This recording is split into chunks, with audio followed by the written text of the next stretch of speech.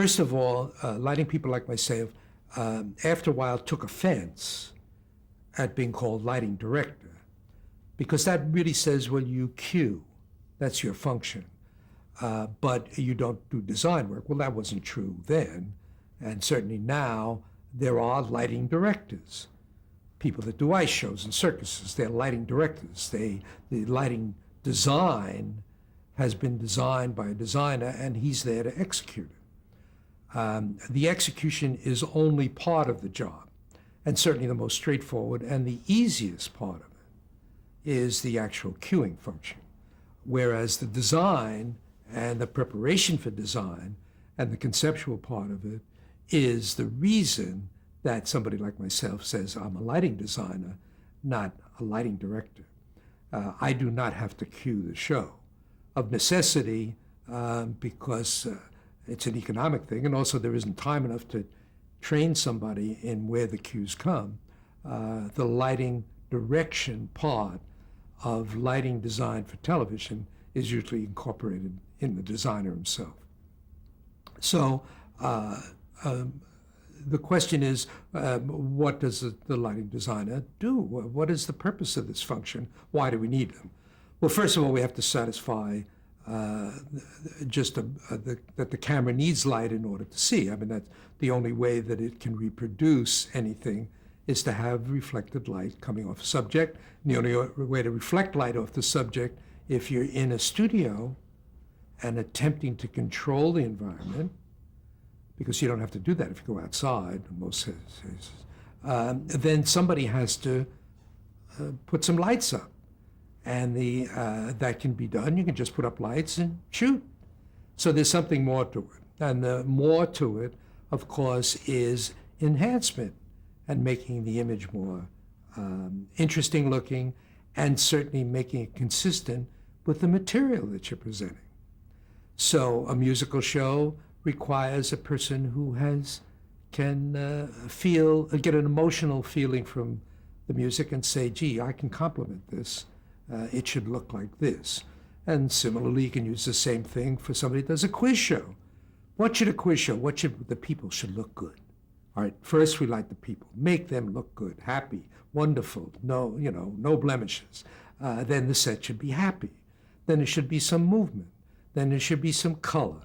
And all of these things enter into any lighting design, whatever the discipline is. So the function is there. Nobody can tell the lighting person what to do other than what they see in their mind's eye. And of course, in television, we had it a little bit easier because there's never too much time for anybody to explain what they wished. And I'm talking the director, or certainly the producer, other than to make it look nice or say nothing. So we ran kind of undisciplined, which was wonderful because you could try things. Fred Coe didn't tell me how to light the hospital room until he saw it, and then he said, I don't want that. And of course, you respect his feelings. To this day, I still think it was right, but it was right because he felt it was wrong. So emotion enters into it. So the interesting part of the job is the ability to make people feel the emotion of the lighting. Because there are methods, there are I would say standards. There are ways to do things, there are tricks, there are tools, the use of tools, there's experience, there's instruction, there's background, there's experience. But the thing that's the most interesting part of it is your own particular sensitivity to it. And you can call that whatever you wish. You can call that the creative part of it. Fine, it's lovely to feel that you're an artist. But I don't like to display that kind of ego because of what happened with the Fireflies. I like what I see that I do. I like the way it looks. Whether it's creative or I have a talent for it or I have the experience to recall a way that I did something is better explanation for me than saying, well, Bill Klages is a great creative artist. Well, I don't know whether I am or not, but I do know what I do, and the end result that I get is something that is pleasing to me and hopefully to somebody else. So that's the design part of it. What comes with it, the mechanical part, the preparation, the equipment list. Nearly all of the shows that I've ever done require drawings and drafting and a lot of preparation work. I feel more comfortable with that, even though I may change it entirely. That's the part of the craft that I find interesting. I also find interesting watching what other people do. And I love to be puzzled and say, gee, I like that. I'm going to copy that. Because remember, that's how I started. I was copying what I saw film people, what they did.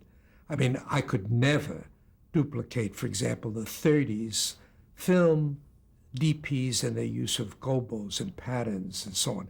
Sure, it doesn't make sense. Sure, it's unrealistic, but sure is interesting images. Whether it fits or not, that's another problem you're going to have. Because you have the other school who say it'll be realistic. Let's have a dogma. God, these guys with the Danish people with this thing, no lights, no audio, no enhancement, we just shoot it on video and we're going to make a feature film. Absolutely atrocious. They believe in it, so you can't really criticize it too much. But looking at it as a viewer, I'm not entertained. I'm thrown off completely when I see such poor quality, because I start to observe it. I go and see, what's the movie, The Drug with Traffic. I said, what the hell is it all blue for? Why? You mean in the storytelling we can't tell we're back in the US? We have to make it blue, and then when we go to Mexico, we make it orange, not even sepia, orange. That rationale, as a lighting designer, I'm offended by that. But I can't, but my criticism comes on a professional level, but also as a viewer.